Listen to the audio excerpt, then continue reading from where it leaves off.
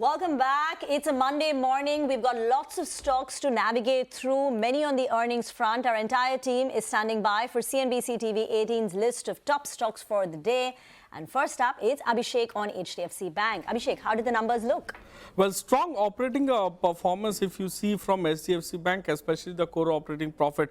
P&L, both the NI and PAT is a beat on our poll. NI beat of about 4.2% and PAT beat of about 3.3%. So the core operating profit, that is operating profit X of Treasury, grew by 20.5% YOY and almost 5% sequentially. The net interest margin on total asset is at 7-quarter high of 3.54% versus 3.43% in the previous quarter. This has a one-off with respect to 5 to 7 basis point on IT refund. However, X of that also at 3.46% versus 3.43 in the previous quarter. The net interest margin trajectory has improved versus the expectation of 2 to 3 basis point decline on net interest margin.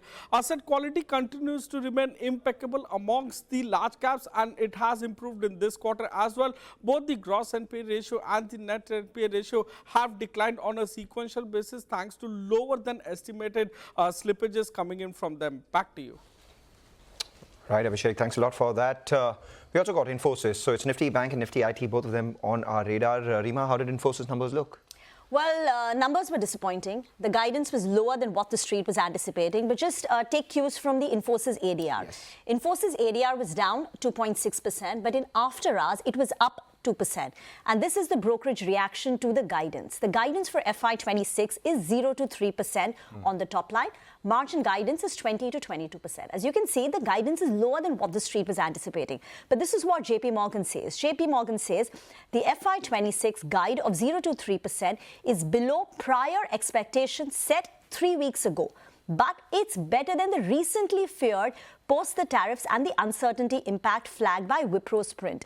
Citi too concurs that FY26 revenue guidance is decent in the current backdrop, though at the higher end, it does look aggressive. So in a nutshell, it does appear that yes, it's weak. The print is weak. The guidance is lower.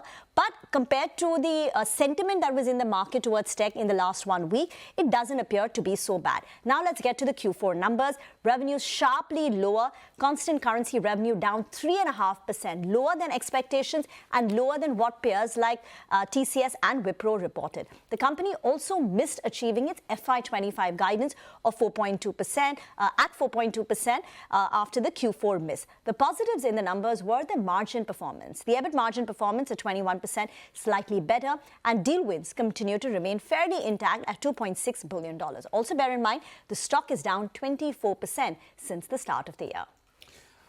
Well, so yeah, price damage, a lot of price damage from the beginning of the year. Rima, thanks very much for that. And we'll see what happens as things open up. The backdrop for the market per se is not all that bad, so keep in mind that as well.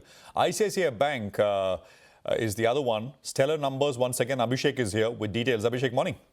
Morning, Prashant. So on the weaker side was the loan growth for ICICI Bank. However, P&L is healthy and asset quality continues to remain impeccable. Continued improvement trajectory seen over there. So P&L versus our poll, the NI was 1.5% ahead of our poll, and PAT was about 5.5% ahead of our poll. Now, what didn't work in the result? The deposit growth of 14% YOY is perhaps one of the weakest growth that you are seeing in last 8 quarters. But look at the industry as well, growing at 10 to 11%. That augurs well. However, advances disappointed. Advances growth is at just 13.3% YOY and about 2.1% sequentially. Now, YOY, this is the weakest growth that you are seeing in last 17 quarters, and sequentially, that is quarter on quarter, it's the weakest growth that you are seeing in last 5 quarters. ICICI General as well as ICICI Sec, they saw their PAT decline both YOY and quarter on quarter. Now, what's worked in the result? The net interest margin is at 5-quarter high, 4.41% versus 4.25% in the previous quarter.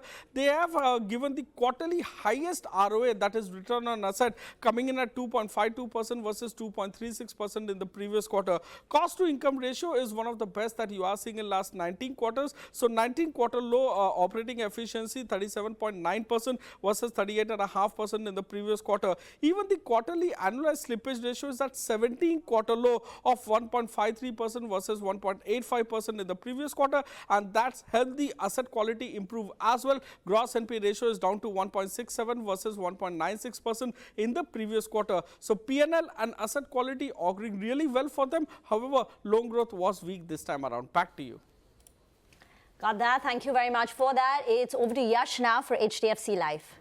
Well, Rima, the numbers are broadly in line. In fact, there was a margin improvement which was seen in the fourth quarter for HDFC Life.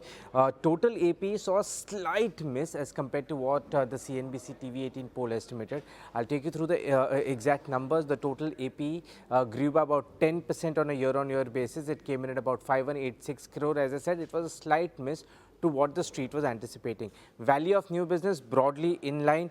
It grew by about 11.5%, came in at about 1376 crore on a year-on-year basis. As I said, there was a margin improvement. The margins were higher, of course, on a year-on-year basis, as well as against what the street was anticipating. They were up by about 40 basis points at 26.5% versus 26.1%. I'm going with green on the stock simply because there was a beat which came on the margins, but also the street needs to be cautious. The management has not given exact numbers but guided for the first half of FY26, where they say that the base impact and volatility in equity markets would mean that first half of FY26 could remain soft for the company. Right, Yash, thanks a lot for that. So the VNB margins made about HDFC Life Insurance stock today. Rima, what can you say about Mastek and weak numbers coming from Tata Elxsi? Indeed, let me start with Mastek. Now, Mastek's revenue performance was not bad, especially compared to what peers have reported, though margins came in lower. The company's top-line growth was 2.9%. This we're seeing in context with larger companies which reported a sequential decline.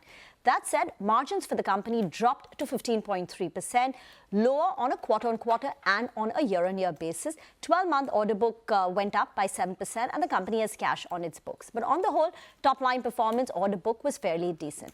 Tata Elxsi was a disappointing quarter. The company's revenues declined by 5.3% on a quarter-on-quarter basis. Their EBITDA margins, profits also sharply lower. EBITDA margins at 22.9% compares with 26.3% a quarter ago, and profits too are the lowest that we've seen in the last many quarters.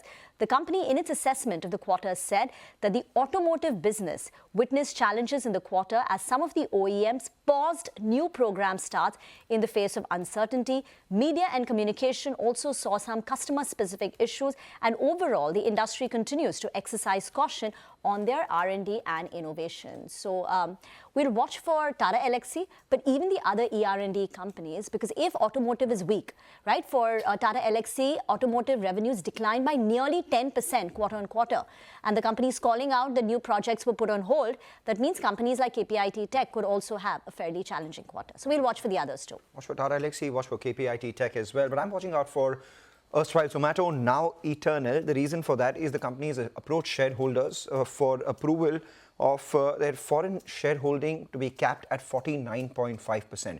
Remember, this was expected because from the time the company raised about $1 billion via QIP, increased their domestic shareholding, this is what they wanted to do. Why is it that they want to do that? Because remember, currently the law prevents foreign ownership of multi-brand retail. Is the company in accordance with the law right now? Definitely. But what if in the future quick commerce is deemed multi-brand retail? So this foreign shareholding cap protects the company from potential regulatory risks around foreign ownership in multi-brand retail over the long term. So that's a long-term, medium to long-term positive. But in the near term, this is a negative. Why is that? Because capping the FPI holding results in exclusion from passive indices like the MSCI in the very near term, which means there could be outflows of almost $1 billion as per various quant analysts, and that could be a bit of a dampener on the stock or a bit of an overhang on the stock, the outflows coming in on account of passive flows. All right, Mangalam, thanks very much for that. Adani Ports is the next one. Sudarshan is here with details. So good morning. Morning, Prashant. So Adani Ports has announced the updates related to Australian port assets. Company will be acquiring about port holdings from Carmichael Rail and Port Project, and it's a non-cash deal and a related party transaction. Company will be issuing nearly 15 crore shares to Carmichael Rail, and that will help promoters' stake in Adani Ports increasing to around 68% from current holding of 66%. Also, analysts believe that the valuation that this deal is done at the old valuation of around like when it was in 2013, and that will be positive for the company because the valuation has not been taken as the increased valuation that the Abort Point Holdings has seen over the last 10 years. And this is done at EV to EBITDA of 17 times on FY25 estimated EBITDA of the asset. And what's the rationale of this acquisition? because this transaction is part of the strategy to handle 1 billion tons of cargo by 2030 that Adani Ports had given. Also, it sees 15% of 2030 cargo to come from the international operation, and the acquisition of About Point Holdings will play an important role in that part as well. And that's the reason I'm going with green for Adani Ports. Thank you. And it's over to Vinny now for Divi's Laboratory. Vinny, what's the latest? Good morning. So in terms of DV's Laboratories, we do have a positive news that's come in where the company has signed a long-term supply deal with a global pharma company. This is mainly for the manufacturing and supplying of advanced intermediaries. This comes under the custom synthesis business. Now, this is expected to meaningfully add to the revenue of the company, as well as they're planning to invest 650 to 700 crore rupees in capacity expansion for this deal that they've signed. This is going to be mainly through internal accruals. As on 31st of December, the net cash that the company had was around 3,659 crores. So there's no problem in terms of cash that they have. The company is looking to expand its custom synthesis business. Last quarter, the growth in this segment was around 44% on a year-on-year basis. Contribution was around 53%.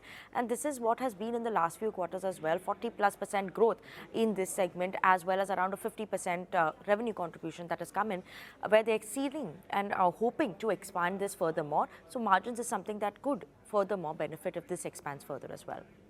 All right, Vinny, thanks a lot for that. With that, we go across to Ria, who is the newest entrant to our research team. Ria joins in to talk us through what's taking place in Oberoi Realty. Ria, welcome.